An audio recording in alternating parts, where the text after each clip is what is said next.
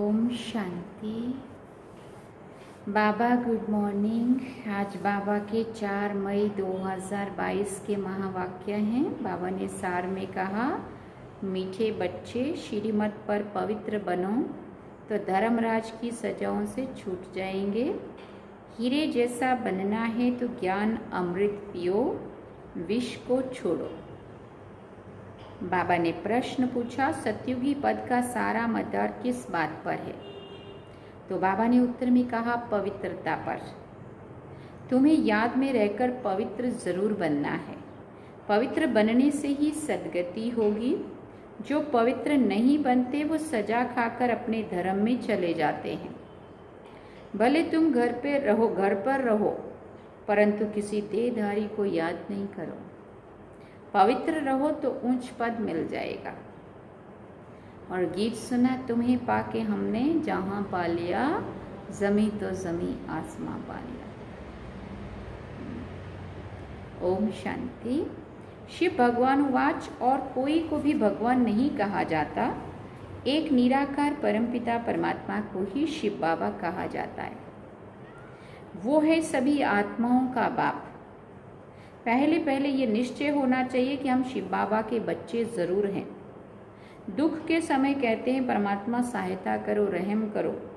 ये भी नहीं जानते कि हमारी आत्मा परमात्मा को याद करती है। अहम आत्मा, और वो अहम आत्मा का बाप वो है माना परमात्मा है। इस समय सारी दुनिया है पतित आत्माओं की। गाते हैं हम नीच पापी हैं, आप संपूर्ण निर्विकारी हो।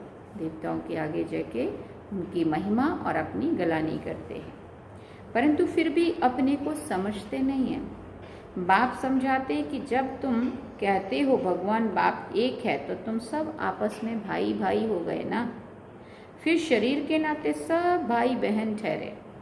शिव बाबा के बच्चे फिर प्रजापिता ब्रह्मा के भी बच्चे ठहरे। ये तुम्हारा बेहद का बाप, टीचर, गुरु है। ये कहते हैं मैं तुमको पतित नहीं बनाता हूँ, मैं तो आया हूँ पावन बनाने के लिए। अगर मेरी मत पर चलेंगे तो यहाँ तो सभी मनुष्य रावण मत पर है।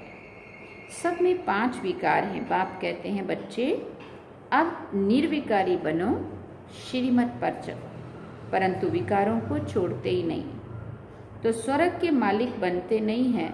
सभी अजामिल जैसे पापी बन गए हैं। रावण संप्रदाय ये शोक वाटिका है। कितना दुखी है बाप आकर फिर राम राज्य बनाते हैं। तो तुम बच्चे जानते हो कि ये सच्चा युद्ध का मैदान है। गीता में भगवान कहते हैं काम महाशत्रु है, उन पर जीत पहनो। सो तो पहनते नहीं हैं। अब बाप बैठ समझाते हैं, तुम्हारी आत्मा इन ऑर्गन्स द्वारा सुनती है, फिर सुनाती है, एक्ट आत्मा करती है। हम आत्मा शरीर धारण कर पार्ट बजाते हैं, परंतु मनुष्य आत्माभिमानी के बदले देह अभिमानी बन पड़े हैं। अब बाप कहते हैं देही अभिमानी बनो। सतयुग में आत्माभिमानी रहते, आत्मा परमात्मा को नहीं जानते। यहाँ तुम देही अभिमानी हो और परमात्मा को भी नहीं है। यहाँ तुम देह अभिमानी हो और परमात्मा को भी नहीं जानते हो, इसलिए तुम्हारी ऐसी दुर्गति हुई। दुर्गति को भी नहीं समझते। जिसके पास धन बहुत है वो तो समझते हैं हम स्वर्ग में बैठे। बाप कहते ये सब गरीब बन जाते, क्योंकि विनाश होना है ना। विनाश होना तो अच्छा है ना। हम फिर मुक्ति धाम में चले जाएंगे, इसमें तो खुश होना चाहिए। परंतु मरने के लिए तैयारी कर रहे हो। मनुष्य तो मरने से डरते हैं। बाप तुमको वैकुंठ ले चलने के लिए लायक बना रहे हैं। पतित दुनिया में ही जन्म लेते रहते हैं। स्वर्गवासी कोई भी नहीं होते। मूल बात बाप कहते हैं पवित्र बनो। पवित्र बनने बगैर पवित्र दुनिया में चल नहीं सकेंगे। फिर बाबा ने कहा पवित्रता पर ही अबलाओं पर मार पड़ती है। विष को अमृत समझते हैं। बाप कहते हैं ज्ञान अमृत से तुमको हीरे जैसा बनाता हूँ। फिर तुम विष खाकर कौड़ी जैसा क्यों बनते हो? आधा कल्प तुमने विष खाया, अब मेरी आज्ञा मानो, नहीं तो धर्मराज के डंडे खाने पड़ेंगे। लौकिक बाप भी कहते हैं, बच्चे ऐसा काम नहीं करो जो कुल का नाम बदनाम हो। बेहद का बाप कहते हैं, श्रीमत पर चलो, पवित्र बनो। अगर कामचित्ता पर बैठे तो तुम्हारा मुंह काला तो है ही, और ही काला हो जाएगा। अभी तुमको ज्ञान चित्ता पर बिठाए गोरा बनाते हैं। काम चित्ता पर बैठने से स्वर्ग का मुंह भी नहीं देख सकेंगे, इसलिए बाप कहते हैं अब श्रीमत पर चलो। बाप तो बच्चों से ही बात करेंगे ना, बच्चे ही जानते हैं बाप हमको स्वर्ग का वर्षा देने आए हैं। कलयुग अब पूरा होना है, जो बाप की श्रीमत पर चलेंगे उनकी ही सदगति होगी। पवित्र नहीं बनेंगे तो सजा खाकर अपने धर्म में चले जाएंगे। भारतवासी ही स्वर्गवासी थे, अब पतित बन पड़े हैं, स्वर्ग का पता ही नहीं है। तो बाप कहते तुम मेरी श्रीमत पर ना चल, औरों की मत पर चलकर विकार में गए तो मरे, फिर भले पिछाड़ी में स्वर्ग में आएंगे, परंतु पद बहुत हल्का पाएंगे। अभी जो साहूकार हैं वो गरीब बन जाते हैं, जो यहाँ गरीब हैं वो साहूकार बनेंगे। बाप गरीब निवाज है।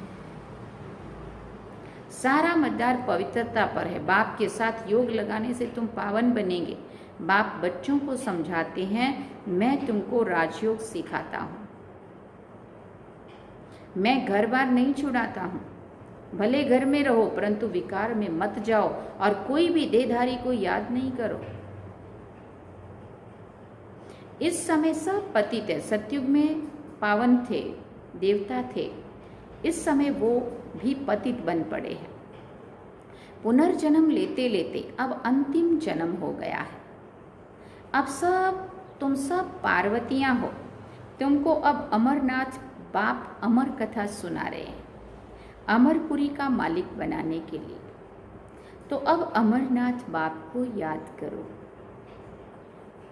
याद से ही तुम्हारे विक्रम विनाश होंगे।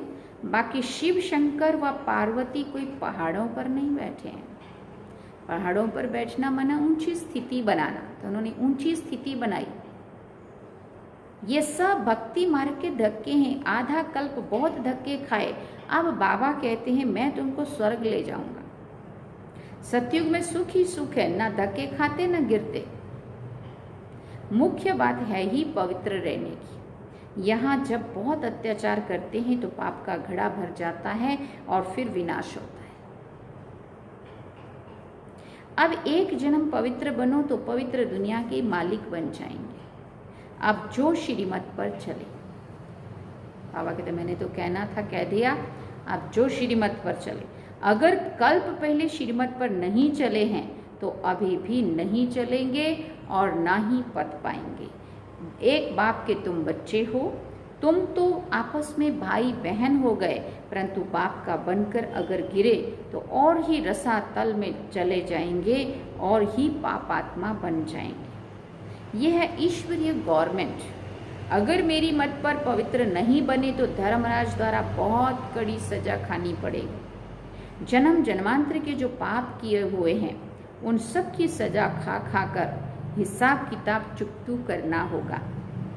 या तो योग बल से विकर्मों को भस्म करना होगा, या तो बहुत कड़ी सजा खानी पड़ेगी। कितने ढेर ब्रह्मा कुमार और कुमारियां हैं, सभी पवित्र रहते हैं, भारत को स्वर्ग बनाते हैं। तुम हो शिव शक्ति, पांडव सेना, गोप गोपियां, इसमें दोनों आ जाते हैं। भगवान तुमको पढ़ाते हैं। लक्ष्मी नारायण को भगवान भगवती कहते हैं। उनको जरूर भगवान ने ही वर्षा दिया होगा। भगवान ही आकर तुमको देवता बनाते हैं। सतयुग में यथा राजा रानी तथा प्रजा रहते हैं। सब श्रेष्ठाचारी थे। अब रावण राज्य है। अगर राम राज्य में चलना है तो पवित्र बनो और राम की मत पर चलो। रावण की मत से तो तुम्हारी दुर्गति हुई है। हाँ, रावण की मत से तो तुम्हारी दुर्गति होती है, गाया हुआ भी है, किन्हीं की दबी रहेगी धूल में डैश डैश, वो सब कुछ जो बाबा बोलते हैं बहुत बार। सोना आदि जमीन में दीवारों में छिपाते हैं, अचानक मरेंगे तो सब कुछ यहीं रह जाएगा, लॉकर में रखा हुआ है, लॉकर का लॉकर में रह जाएगा, ना पहनने के काम आ रहा है, ना यूज हो रहा है, और यहाँ का यहाँ रह जाएगा, ना भगवान के काम आया, ना अपने काम आया, और वो दबा रहा धूल में। विनाश तो होना ही है। अर्थक्वेक आदि जब होती है तो चोर लोग बहुत निकल पड़ते हैं। अब धनी बाप आया है तुमको अपना बनाकर विश्व का मालिक बनाने। आजकल वानप्रस्थ अवस्था में भी विकार बिगर रह नहीं सकते, बिल्कुल ही तमो प्रधान हो गए, बाप को पहचानते नहीं है। बाप कहते मैं पवित्र बनाने आया हूं, अगर विकार में जाएंगे तो बहुत कड़ी सजा खानी पड़ेगी। मैं पवित्र बनाए पवित्र दुनिया स्थापन करने आया हूं, फिर तुम पतित बनकर विघ्न डालते हो, स्वर्ग की रचना करने में बाधा डालते हो, तो बहुत कड़ी सजा खानी पड़ेगी। मैं आया हूं तुमको स्वर्गवासी बनाने के लिए। अगर विकार नहीं छोड़ेंगे तो धर्मराज द्वारा बहुत मारे जाएंगे, बहुत त्राही त्राही करनी पड़ेगी। ये इंद्र सभा है, कहानी है ना, वहां ज्ञान परियां थी, किसी पतित को ले आई तो उनका वाइब्रेशन आता था। यहाँ सभा में किसी पतित को नहीं बिठाया जाता है। पवित्रता की प्रतिज्ञा करने बिगर बिठाया नहीं जाता, नहीं तो फिर ले आने वाले पर भी दोष पड़ जाता है।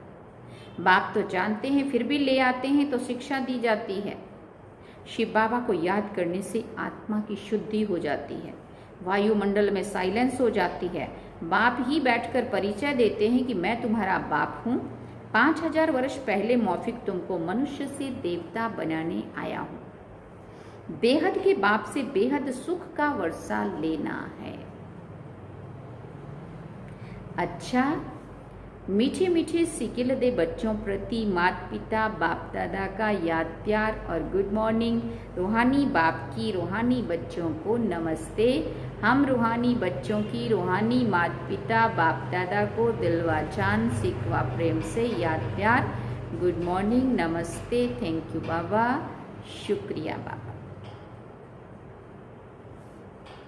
धारणा के लिए मुख्य सार है, पहला पॉइंट, योग बल द्वारा विकर्मों के सब हिसाब किताब चुकतू कर आत्मा को शुद्ध और वायुमंडल को शांत बनाना है। दूसरी बात बाबा ने कही, बाप की श्रीमत पर संपूर्ण पावन बनने की प्रतिज्ञा करनी है। विकारों के वश होकर स्वर्ग की रचना में विघ्न रूप नहीं बनना है। वरदान में बाबा ने कहा, मन बुद्धि की स्वच्छता द्वारा यथार्थ निर्णय करने वाले सफलता संपन्न भव। किसी भी कार्य में सफलता तब प्राप्त होती है जब समय पर बुद्धि यथार्थ निर्णय देती है, लेकिन निर्णय शक्ति काम तब करती है जब मन बुद्धि स्वच्छ हो, कोई भी कीचड़ा ना हो। इसलिए योग अग्नि द्वारा कीचड़े को खत्म कर बुद्धि को स्वच्छ बनाओ। किसी भी प्रकार की कमजोरी ये गंदगी है, जरा भी व्यर्थ संकल्प भी कीचड़ा है। जब ये कीचड़ा समाप्त हो तब बेफिक्र रहेंगे और स्वच्छ बुद्धि होने से हर कार्य में सफलता प्राप्त होगी। स्लोगन में बाबा ने कहा, सदा श्रेष्ठ और शुद्ध संकल्प इमर्ज रहें तो व्यर्थ स्वतः ही मर्ज हो जाएंगे। सदा श्रेष्ठ और शुद्ध संकल्प अगर इमर्ज रहें तो व्यर्थ स्वतः ही मर्ज हो जाएंगे। अच्छा, ओम शांति। अब हम सुनेंगे मातेश्वरी जी के मधुर महावाक्य। मम्मा कहती है, इस कलयुगी संसार को आसार संसार क्यों कहते हैं? क्योंकि इस दुनिया में कोई सार नहीं है। माना कोई भी वस्तु में ताकत अथवा सुख शांति पवित्रता नहीं है। इस सृष्टि पर कोई समय सुख शांति पवित्रता थी, अब वो नहीं है, क्योंकि अभी हर एक में 5 भूतों की प्रवेशता है। इसीलिए ही सृष्टि को भय का सागर अथवा कर्म बंधन का सागर कहते हैं। इसमें हर एक दुखी हो परमात्मा को पुकार रहे हैं, परमात्मा हमको भव सागर से पार करो, भव सागर से पार, मेरी नैया मेरी पार लगाओ। इससे सिद्ध है कि जरूर कोई अभय अर्थात निर्भय का भी संसार है जिसमें पालना चलना चाहते हैं। इसलिए इस संसार को पाप का सागर कहते हैं, जिससे पार कर पुण्य आत्मा वाली दुनिया में चलना चाहते हैं। तो दुनियाएं दो है, एक सत्युगी सार वाली दुनिया, दूसरी कलयुगी असार वाली दुनिया। दोनों दुनियाएं इस सृष्टि पर ही होती हैं। मनुष्य कहते हैं, हे प्रभु इस भव सागर से उस पार ले चलो। उस पार का मतलब क्या है? लोग समझते हैं उस पार का मतलब है जन्म मरण के चक्कर में ना आना, अर्थात मुक्त हो जाना। उस पार ले चलो माना वो वहां की बात करते हैं। अब ये तो वो मनुष्यों का कहना, परंतु परमात्मा कहते हैं बच्चों, सचमुच जहाँ सुख शांति है, दुख अशांति से दूर है, उस दुनिया में मैं तुमको ले चलता हूँ। जब तुम सुख चाहते हो तो जरूर वो इस जीवन में होना चाहिए। अब वो तो सत्युगी वैकुंठ के देवताओं की दुनिया थी, जहाँ सर्वदा सुखी जीवन थी। उन देवताओं को अमर कहते थे। अब अमर का भी कोई अर्थ नहीं है। ऐसे तो नहीं देवताओं की आयु इतनी बड़ी थी जो कभी मरते नहीं थे। अब ये कहना उन्हों का रॉन्ग है, क्योंकि ऐसे है नहीं। उनकी आयु कोई सत्युग त्रेता तक नहीं चलती है, परंतु देवी देवताओं के जन्म सत्युग त्रेता में बहुत हुए हैं। 21 जन्म तो उन्होंने अच्छा राज्य चलाया है, और फिर 63 जन्म द्वापर से कलयुग के अंत तक टोटल उन्हों के जन्म चढ़ती कला वाले 21 हुए और उतरती कला वाले 63 हुए। टोटल मनुष्य 84 जन्म लेता है। बाकी ये जो मनुष्य समझते हैं कि मनुष्य 84 लाख योनियां भोगते हैं, ये कहना भी भूल है। अगर मनुष्य अपनी योनि में सुख दुख दोनों पार्ट भोग सकते हैं, तो फिर जानवर योनि में भोगने की क्या जरूरत है? बाकी टोटल सृष्टि का जानवर पशु पंछी आदि 84 लाख योनियां हो सकती है, क्योंकि अनेक किस्म की पैदाइश है। लेकिन मनुष्य योनि में ही अपना पाप पुण्य भोग रहे हैं, और जानवर अपनी योनियों में भोग रहे हैं। ना मनुष्य जानवर की योनि लेता और ना ही जानवर मनुष्य योनि में आता है। कितना क्लियर किया मम्मा ने। मनुष्य को अपनी योनि में ही भोगनी पड़ती है, इसलिए उसे मनुष्य जीवन में ही सुख दुख की महसूसता होती है। ऐसे ही जानवर को भी अपनी योनि में सुख दुख भोगना है, मगर उन्हों में ये बुद्धि नहीं है कि भोगना किस कर्म से हुई है। उन्हों की भोगना को भी मनुष्य फील करता है, क्योंकि मनुष्य है बुद्धिवान। बाकी ऐसे नहीं कि मनुष्य 84 लाख योनियां भोगते हैं। ये तो मनुष्यों को डराने के लिए कह देते हैं कि अगर गलत कर्म करोगे तो पशु योनि में जन्म मिलेगा। हम भी अभी इस संगम युग पर अपनी जीवन को पलटाए पाप आत्मा से पुण्य आत्मा बना रहे हैं। अच्छा, ओम शांति। ये थे मम्मा के महावाक्य, और पहले हमने सुने बाबा के। बाबा ने सार में कहा, मीठे बच्चे श्रीमत पर पवित्र बनो तो धर्मराज की सजाओं से छूट जाएंगे। हीरे जैसा बनना है तो ज्ञान अमृत पियो, विष को छोड़ो। और गीत क्या सुना? तुम्हें पाके हमने जहां पा लिया, जमी तो जमी आसमां पा लिया। चलो बाबा को याद करेंगे। ओम शांति।